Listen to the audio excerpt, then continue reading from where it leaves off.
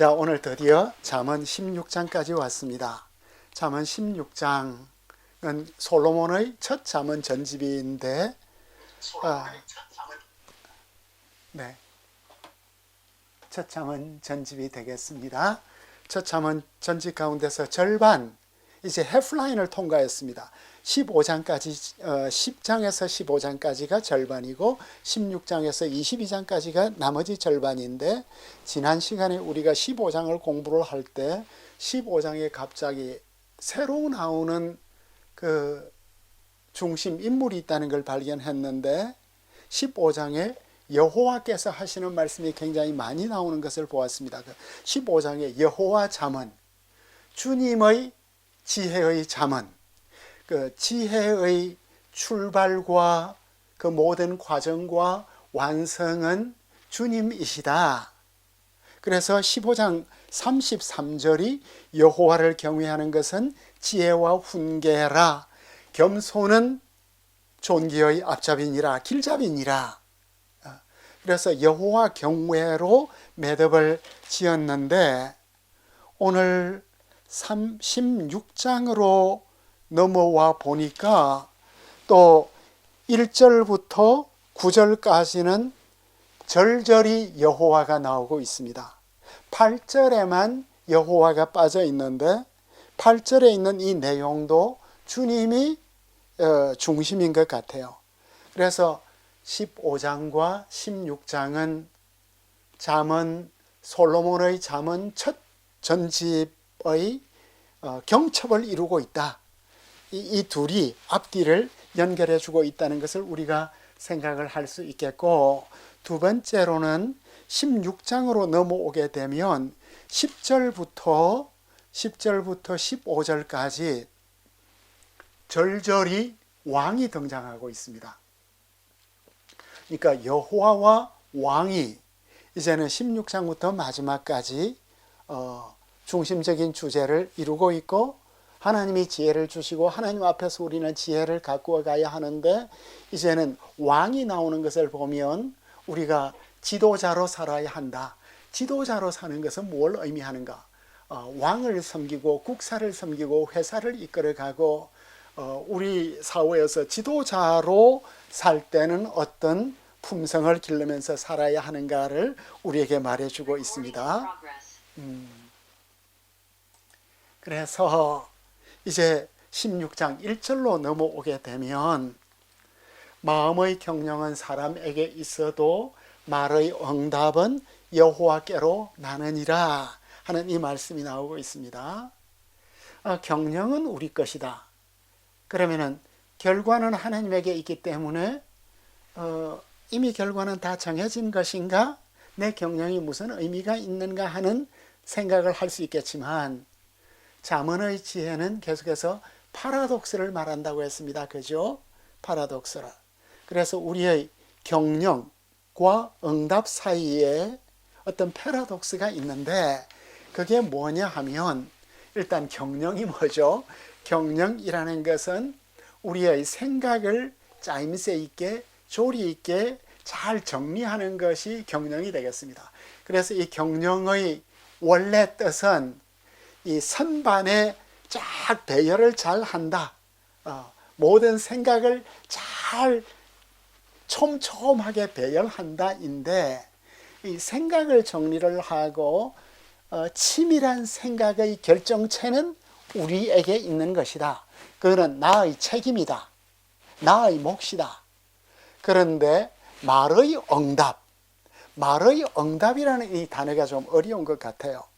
말의 응답은 이 혀의 응답인데, 이게 15장 23절에서는 입의 대답으로 나오고 있습니다. 입의 대답. 그러니까 말의 응답은 상황에 딱 맞는 적절한 대답이 되겠습니다. 그러면은 경영은 생각이고, 생각이 말로 표현되어야 이제 계획이 시행이 되는 거죠. 그런데 우리의 생각과 말 사이에 괴리가 있잖아요. 우리는 생각이 많은데 이 많은 생각을 가장 적절하게 표현을 하려고 할 때는 어려움이 참 많은 것 같아요.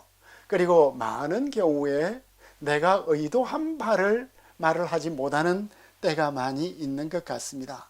그래서 이 말의 응답은 주님에게 있다는 것은 나에게 있어서 가장 적절한 말은 나의 생각에 대한 가장 적절한 말은 주님이 주실 것이다. 내 생각을 최고로 잘 표현하는 데는 하나님과 나의 만남이 필요하다. 영적 공간이 필요하다. 선하고 효과적인 말은 궁극적으로 하나님이 주신다. 이렇게 우리가 한번 이해를 해보겠습니다. 그렇다면 우리는 생각을 하고 생각을 하고 최종적으로 우리의 말을 표현을 할 때 기도할 수 있겠죠. 정말 제 생각을 정확하게 상처 주지 않고 그리고 감동이 있게 저의 언어로 잘 표현할 수 있게 하여 주옵소서. 그런 말이 되겠습니다. 1절이. 그러면은 2절은 뭐가 될까요? 사람의 행위가 자기의 보기에는 모두 깨끗하여도 여호와는 심령을 감찰하니라. 그 생각, 우리의 생각 가장 깊은 곳에 심령이 있는데 우리의 행위는 우리는 일반적으로 자신을 합리화하고 정당화하는 경향이 있죠. 그래서 우리 생각은 늘 깨끗하다고 생각을 합니다. 나는 정의롭다. 나는 바르게 산다. 그래서 우리 사회에는 정의를 독점하는 사람이 너무 많아지게 되었습니다. 그런데 하나님은 우리 심령을 감찰하신다. 우리의 심령은 뭐죠? 나의 깊은 욕망이고 성질이고 취향이고 의지고 동기이고. 그러니까 이걸 좀 쉽게 표현을 할 수 있을는지 모르겠습니다만은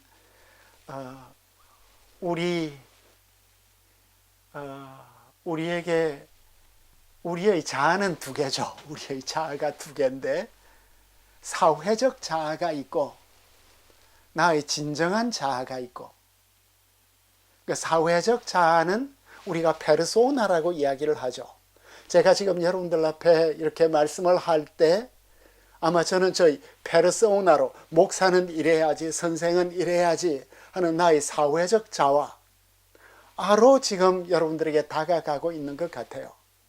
사회적 자아로. 그런데 내 사회적 자아하고 나의 진정한 자아하고 이게 갈등이 많잖아요. 그죠? 그 영적 생활이라는 것은 뭐냐 하면 나의 사회적 자아와 진정한 자아, 내 심령과 이렇게 자꾸 조화를 만들어가는 것 같아요.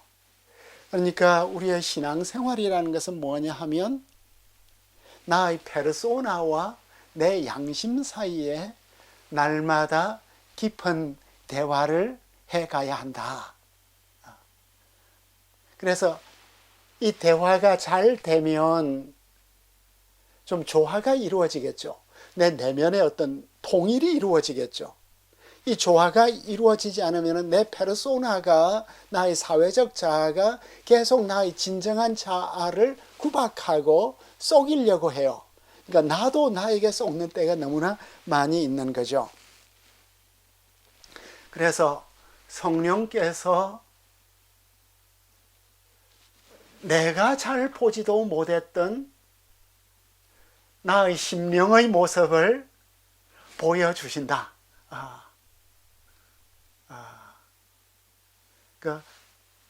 성령은 하나님의 깊은 것도 감찰하시는데 우리를 잘 이렇게 보여주신다.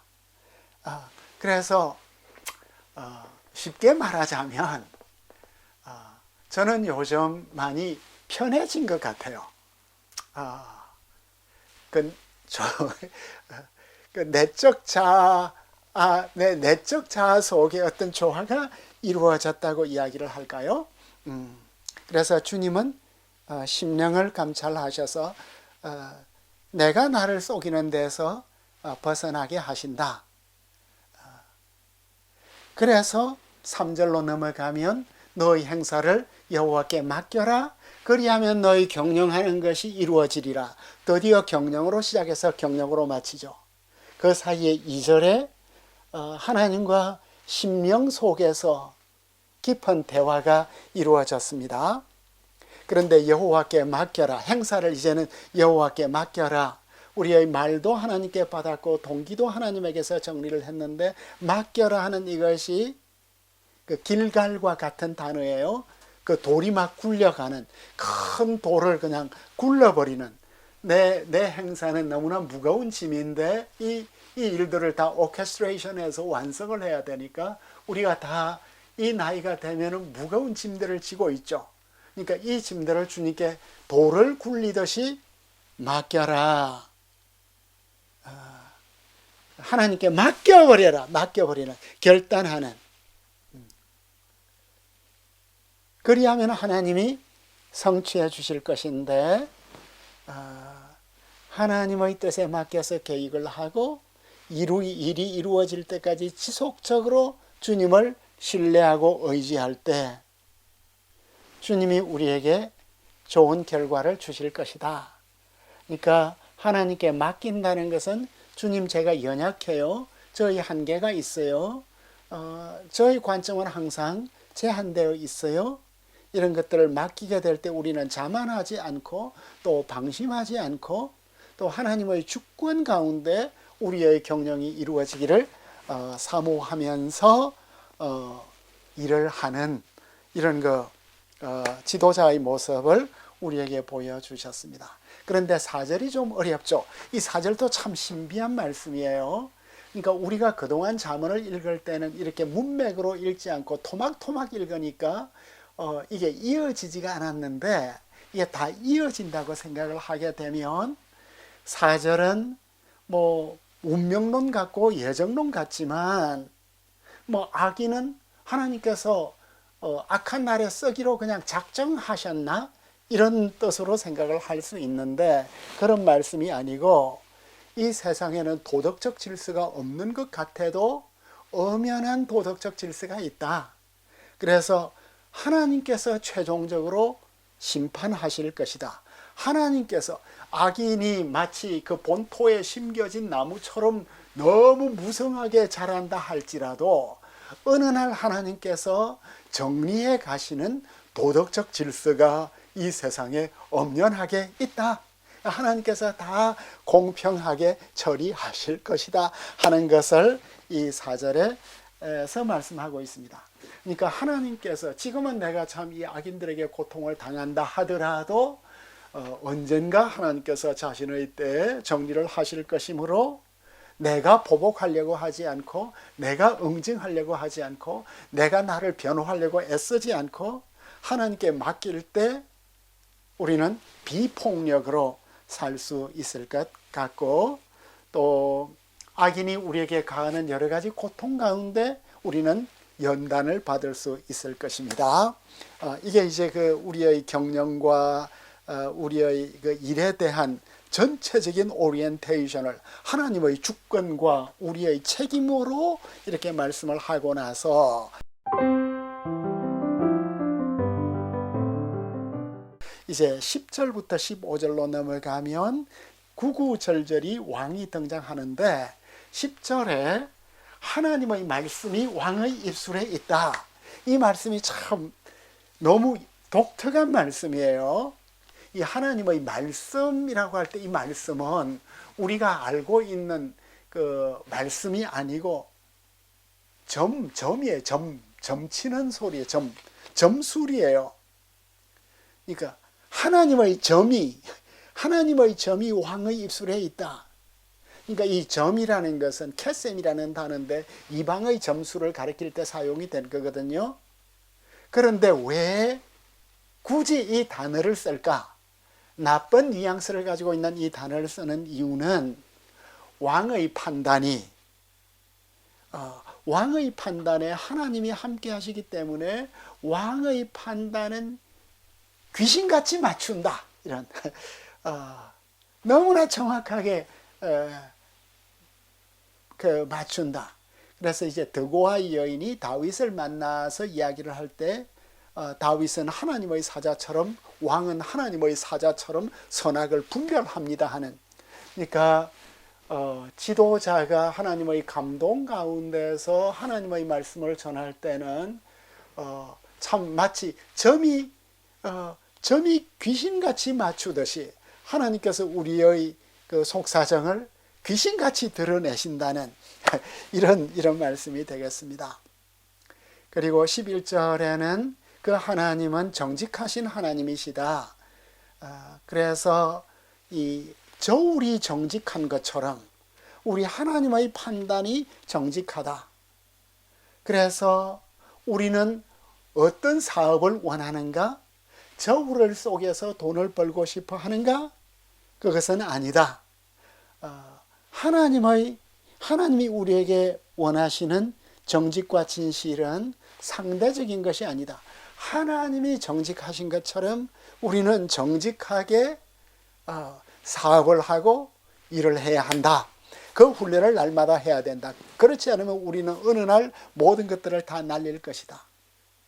그리고 13절로 넘어가니까 의로운 입술은 왕들이 기뻐하는 것이요. 한 나라의 왕뿐만 아니라 모든 나라의 왕들이 의로운 입술을 기뻐하고 정직히 말하는 자들은 그들의 사랑을 입는다. 그러니까 왕들은 원칙적으로 정의를 사랑한다. 그래서 왕이 그 정의를 시행하는 왕이 우리 삶의 모델이다. 여기에서 제가 한 가지 생각을 하고 싶은 것은 이 지도자에 있어서 영어에 있어서 responsibility가 있고 accountability가 있어요. 둘 다 비슷한 말인데 그 responsibility는 책임이라고 이야기를 할 수 있겠고 accountability는 책무라고 이야기를 할 수 있겠습니다. 그 책임이라는 것은 뭐 국회의원이면 국회의원의 자리가 되겠죠. 뭐 장군이면 장군의 자리, 그 권위를 가지고 있는 자리, 어떤 임무를 수행해야 하는 자리, 목사님은 목사님의 자리, 전도사님은 전도사님의 자리, 교사는 교사의 자리가 있는데 그 자리를 수행하는 능력을 책무라고 이야기를 할 수 있겠어요. 그러니까 그건 내가 해야 하는, 수행해내어야 하는, 결과를 내어야 하는 것이죠. 그런데 오늘날 우리 사회에는 책임은 다 좋아하면서 책무를 안 지는 사람들이 너무 많아진 것 같아요. 그러니까 우리가 선교 현장에 있다 하더라도 선교 현장에 있다 보면 우리가 사람도 잘 관리를 해야 되고 후원금도 잘 관리를 해야 되고 우리 사역도 잘해야 되고 이 선교 사역과 교회 사역이 공공재다 이거죠. 이거 나의 역량을 펼치는 것이 아니라 그렇기 때문에 우리의 재정이 깨끗해야 되고 또 우리가 하는 일이 하나님 앞에서 하는 것처럼 정확해야 한다. 그리고 진실해야 한다. 그 accountability를, 그 책무를 제대로 수행하는 것을 우리는 이렇게 practice해 가야 한다 하는 것을 제가 여기에서 생각해 볼 수가 있었습니다.